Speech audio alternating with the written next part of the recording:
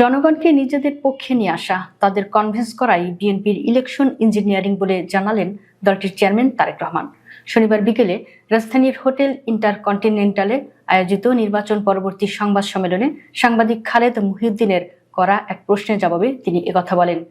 তারেক রহমানের উদ্দেশ্যে খালেদ মহিউদ্দিনের প্রশ্ন ছিল, অভয় দিলে জানতে চাই, নির্বাচনে আপনার দল যে 200-র বেশি আসন, বিএনপি 209 ও শরিকরা 3টি আসন পেয়ে সরকার গঠন করতে যাচ্ছে, এতগুলো আসন পেতে আপনাদের ইলেকশন ইঞ্জিনিয়ারিং করতে হয়েছে কিনা? জবাবে তারেক রহমান বলেন, জনগণকে কনভিন্স করাটাই হচ্ছে আমাদের ইঞ্জিনিয়ারিং। আমাদের যে ইঞ্জিনিয়ারিংটা ছিল সেটা হচ্ছে জনগণকে আমাদের পক্ষে নিয়ে আসা। সেটাতে আলহামদুলিল্লাহ আমরা সফল হয়েছি। জনগণকে কনভিন্স করে একটি সুষ্ঠু সুন্দর পরিবেশ নিশ্চিত করাই ছিল আমার প্রথম প্রশ্নের উত্তর।